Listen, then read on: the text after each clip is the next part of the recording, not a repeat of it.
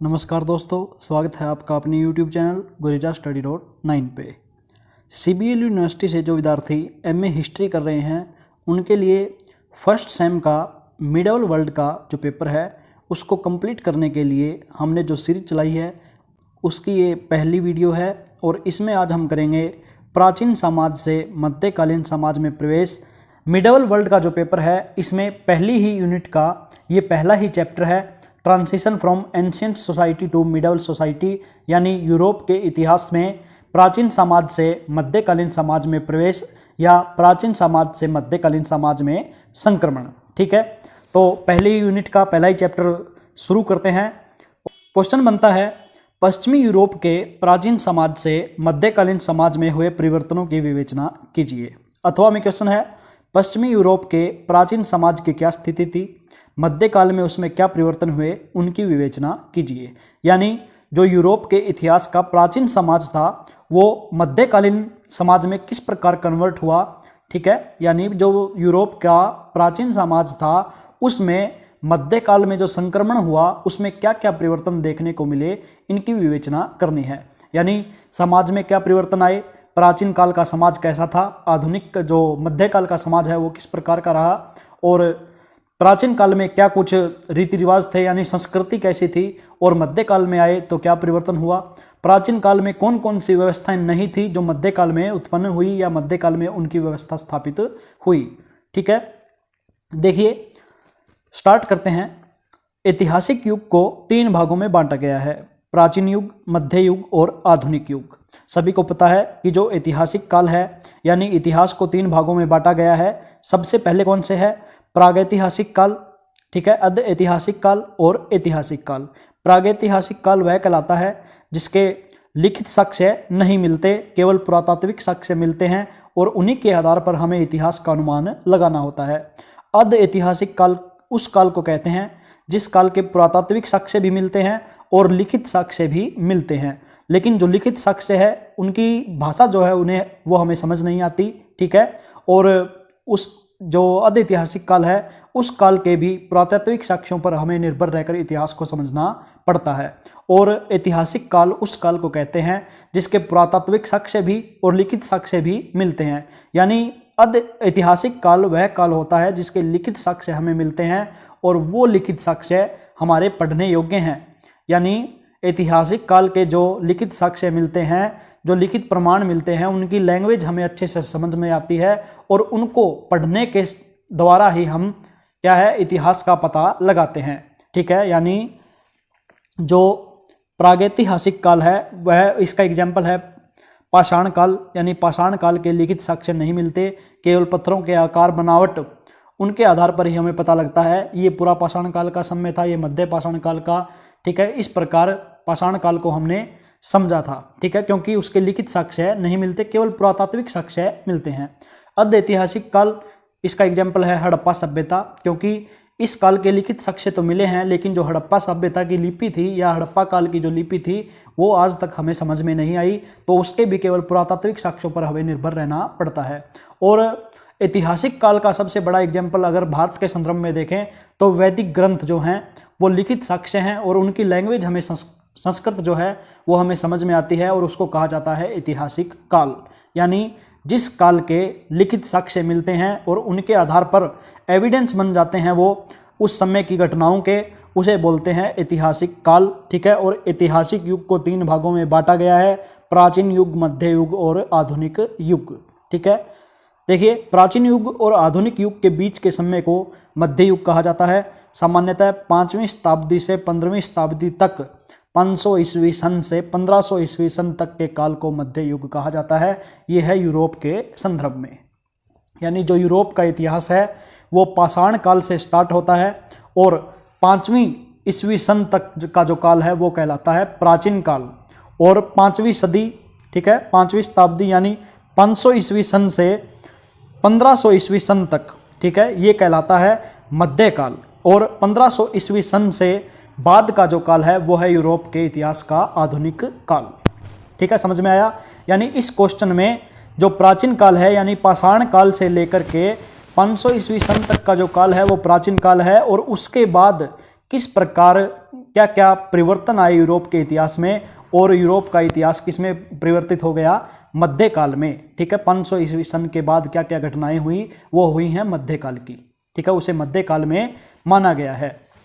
अब देखिए, अभी तक कुछ इतिहासकारों ने मध्य युग के आरंभ होने की जो निश्चित तिथि निर्धारित की है वह तर्क संगत नहीं कही जा सकती। ये सभी के इतिहास में, केवल यूरोप के इतिहास का नहीं, भारत के इतिहास का भी, जितने भी इतिहास हैं किसी भी देश के, उसमें ये बात तो आपको देखने को मिलेगी कि किसी भी समय की या कौन से भी काल की निश्चित तिथि नहीं मिलती। मध्य युग की मूल विशेषताएं विश्व के सभी देशों में एक ही समय में प्रकट नहीं हुई। ये बात हमने बता दी कि जो सभी देशों का इतिहास है वो अलग अलग रहा, और कंप्लीट विश्व का जो इतिहास है उसको एक समय के अनुसार नहीं पिरोया गया है, क्योंकि किसी में मध्य युग कभी स्टार्ट हुआ, किसी में प्राचीन काल कब खत्म हुआ, ये पता ही नहीं चलता। अतः मध्य युग का प्रारंभ सभी देशों में एक ही समय में नहीं हुआ। यूरोपीय सभ्यता के इतिहास में विशाल रोमन साम्राज्य, अंतिम रोमन सम्राट यानी जो रोमन साम्राज्य था, उसके पतन के बाद, पतन कब हुआ, 476 ईस्वी सन में। ठीक है, यानी रोमन साम्राज्य का जब पतन हुआ उसके बाद यूरोपीय इतिहास में क्या हुआ, मध्य युग का आरंभ हुआ।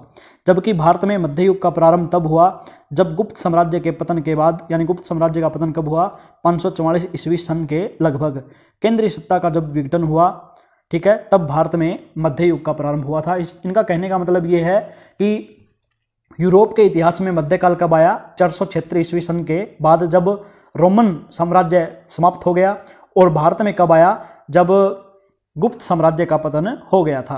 अब देखिए, सभी देशों में मध्य युग की विशेषताएं पूर्णतः समान नहीं थी। यह सत्य है कि बर्बर जातियों के आक्रमण और केंद्रीय सत्ता के विघटन के कारण सभी देशों में मध्य युग का आगमन हुआ। ठीक है, केंद्रीय सत्ता जब टूटी तो उसके बाद क्या हुआ, मध्य युग की शुरुआत हुई थी। ऐसा माना जाता है कि जब भारत में केंद्रीय शक्ति खत्म हुई तो मुगल आए, और मुगलों ने, यानी कोई भी ऐसा राजा नहीं बचा जो मुगलों को खदेड़ सके। उनको पता चला कि कोई भी केंद्र में बैठने वाला नहीं है, छोटी छोटी रियासतें हैं, उनको उन्होंने हरा दिया और मुगलों ने भारत पर राज किया था। इसी प्रकार किसी भी देश में अगर मध्य युग आया तो आया किसके कारण, केंद्रीय शक्ति के विघटन के कारण। यानी जब केंद्रीय शक्ति खत्म हो गई या केंद्रीय शक्ति का पतन हो गया, उसके बाद क्या आया, मध्य युग आया सभी देशों के इतिहास में। ठीक है, अब देखिए, यूरोप में सामंतवाद का विकास जिस सुनियोजित ढंग से हुआ, एशियाई देशों में उसका अभाव रहा।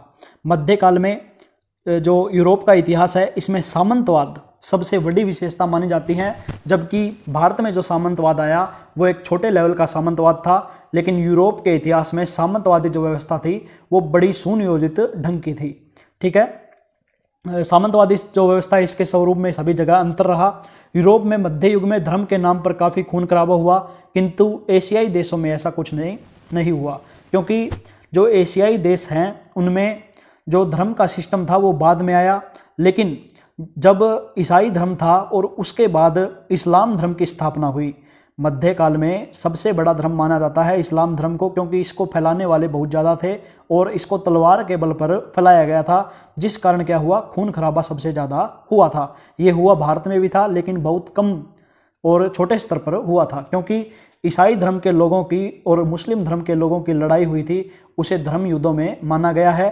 ठीक है, इसी कारण सामंतवाद का पतन भी हुआ था, क्योंकि जो चर्च में रहने वाले पोप थे उन्होंने आदेश दिया था कि धर्म युद्ध में जाना चाहिए, सामंतों को भी भाग लेना चाहिए, और जितने भी सामंत थे, शक्तिशाली सामंत, उन्होंने क्या किया, धर्म युद्धों में भाग लिया, जिस कारण सामंतों की जो शक्ति थी वो कमज़ोर हो गई थी, और जिस कारण से सामंतवादी व्यवस्था का पतन हुआ था। और सामंतवादी व्यवस्था के पतन होने के बाद पुनर्जागरण जिस समय आता है, उस समय से क्या होता है, आधुनिक काल की शुरुआत होती है यूरोप के इतिहास में।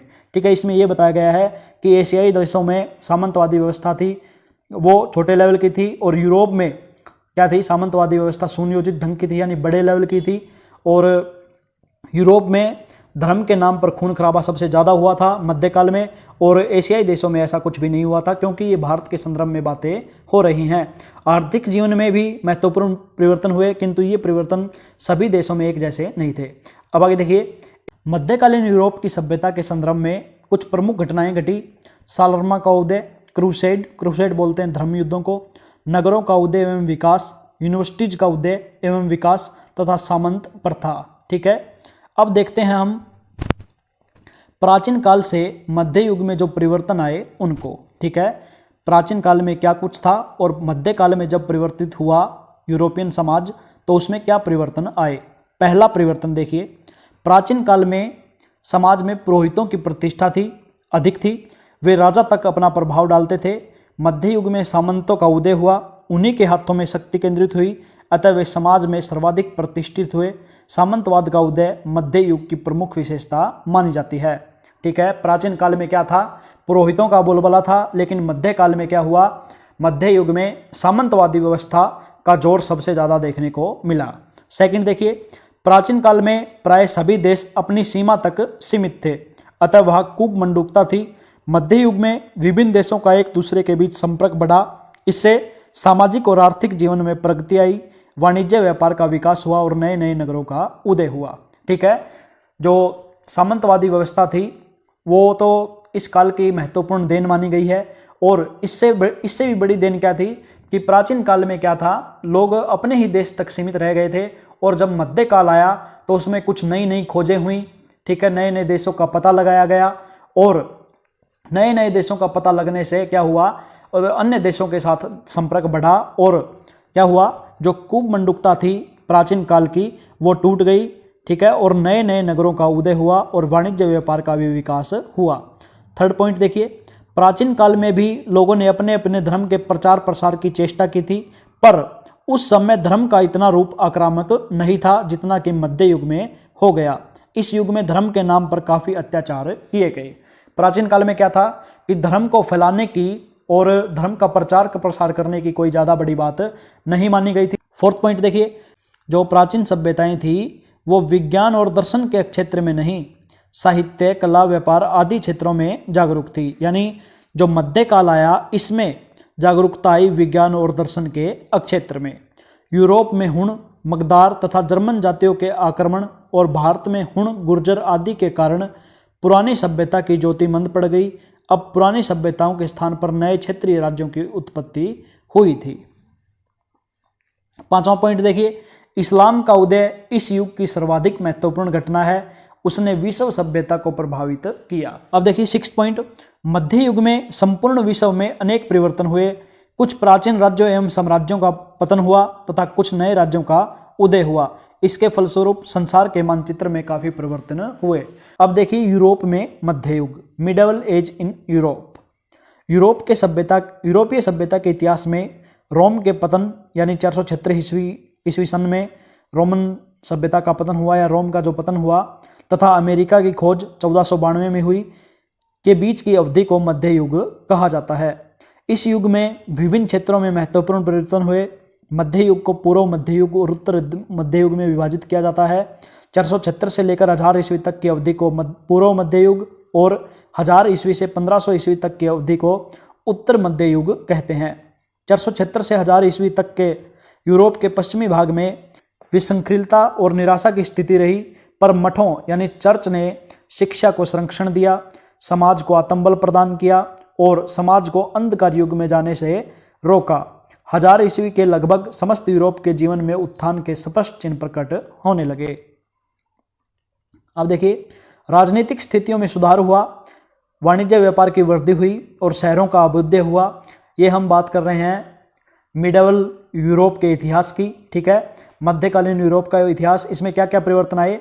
राजनीतिक स्थितियों में सुधार हुआ, वाणिज्य व्यापार की वृद्धि हुई, शहरों का अभ्युदय हुआ यानी नए शहरों की स्थापना हुई, शिक्षा और कला कौशल के क्षेत्र में प्रगति हुई। इन उपलब्धियों के कारण एक नई सभ्यता विकसित हुई जो मध्ययुगीन सभ्यता कहलाती है।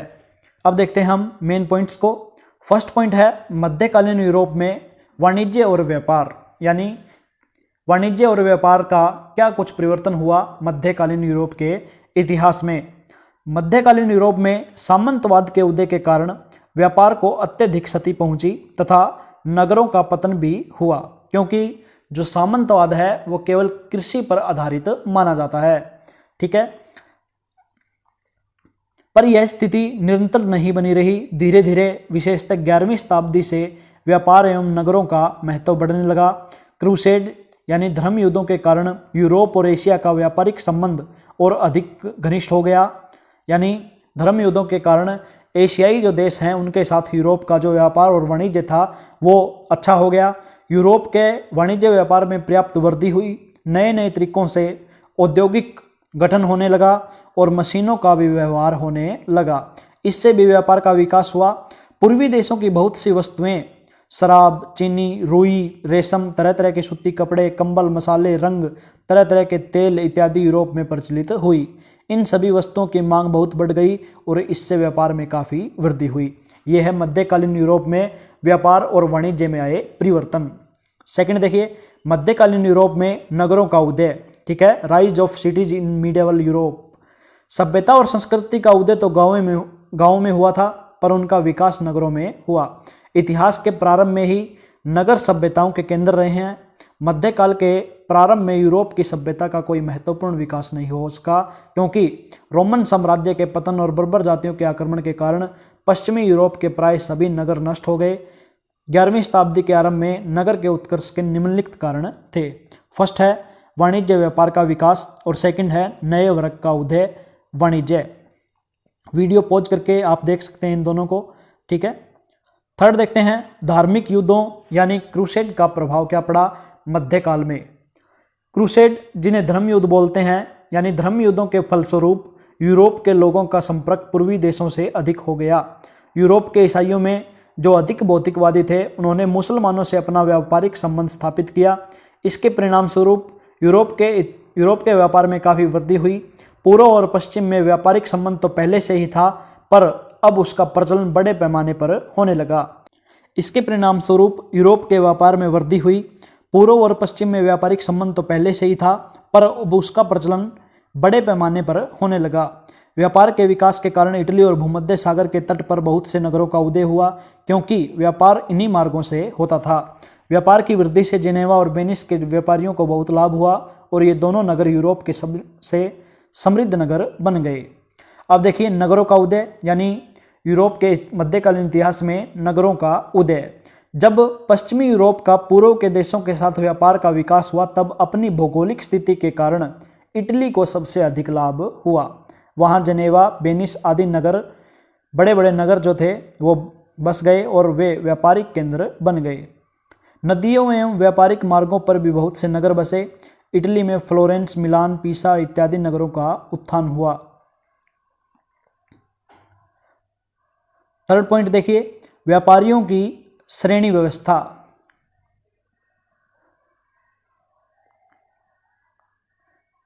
व्यापारियों की श्रेणी व्यवस्था।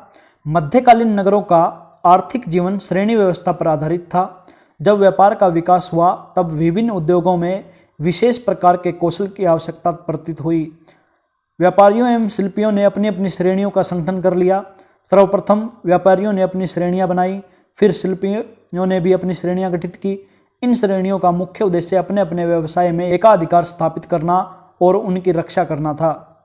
यानी जो ग्रिड सिस्टम था व्यापारियों का वो बन गया, यानी एक ही प्रकार के व्यापार करने वाले लोग जो इकट्ठे हुए, उनकी एक अलग श्रेणी बनी और शिल्पियों ने अपना एक अलग गुट बना लिया। ठीक है, इस प्रकार व्यापारियों की श्रेणी व्यवस्था स्थापित होने लगी। प्राचीन काल में ऐसा नहीं था, लेकिन मध्यकाल में जो व्यापारियों की श्रेणी व्यवस्था थी वो सामने आई। अब देखिए मध्यकालीन यूरोप में चर्च।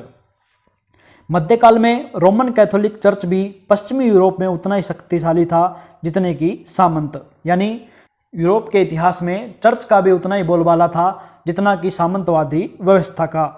मध्यकालीन यूरोप में सबसे ज़्यादा बोलबाला किसका था? सामंतवादी व्यवस्था का और चर्च का। ठीक है, चर्च और सामंत जो थे वो दोनों ही मध्यकाल में श्रेष्ठ माने गए और जिस तरह राजा को अपने देश में सर्वोच्च स्थान प्राप्त था, उसी तरह पोप को भी चर्च में सर्वोच्च स्थान प्राप्त था। बाद में पोप के खिलाफ युद्ध भी होंगे, ये मध्यकाल की विशेष बातें मानी जाती हैं। ठीक है, प्राचीन काल से मध्यकाल में जो संक्रमण हुआ यूरोप के इतिहास में, वो इसी प्रकार माना जाता है कि मध्यकाल में चर्च और सामंतवादी जो व्यवस्था है वो श्रेष्ठ स्थान पर रही। अब देखिए सामाजिक जीवन, मध्यकालीन यूरोप का सामाजिक जीवन। मध्यकालीन यूरोपीय समाज 3 वर्गों में विभक्त था। पहले वर्ग में पादरी आते थे, दूसरे वर्ग में सामंत। व्यापारी, व्यवसायी, किसान आदि का स्थान तीसरे वर्ग में था। सामाजिक एवं धार्मिक दोनों क्षेत्रों में पादरी वर्ग का प्रभाव था। सामंत भी बहुत प्रभावशाली थे, व्यापारी व्यवसायी वर्ग भी संतोषजनक ही था, किंतु किसानों का जीवन बहुत कष्ट में था। लोगों में अंधविश्वास अधिक था। पर्व और त्यौहार बहुत उल्लास से मनाए जाते थे। इस अवसर पर नृत्य, संगीत तथा प्रतिभोज का आयोजन होता था। फुटबॉल, हॉकी तथा कुश्ती में लोगों की अभिरुचि अधिक थी। मेले और प्रदर्शनियों का भी आयोजन किया जाता था। यह है मध्यकालीन यूरोप का सामाजिक जीवन। अब देखिए मध्यकालीन यूरोप के इतिहास का सांस्कृतिक विकास। शिक्षा, प्रारंभिक शिक्षा पर चर्च का आधिपत्य था। प्राय प्रत्येक मठ और गिरजाघर में एक विद्यालय अवश्य रहता था। उच्च शिक्षा के लिए विश्वविद्यालय थे। प्रारंभिक विश्वविद्यालयों में इटली का बोलोग्ना विश्वविद्यालय तथा फ्रांस का पेरिस विश्वविद्यालय प्रमुख थे।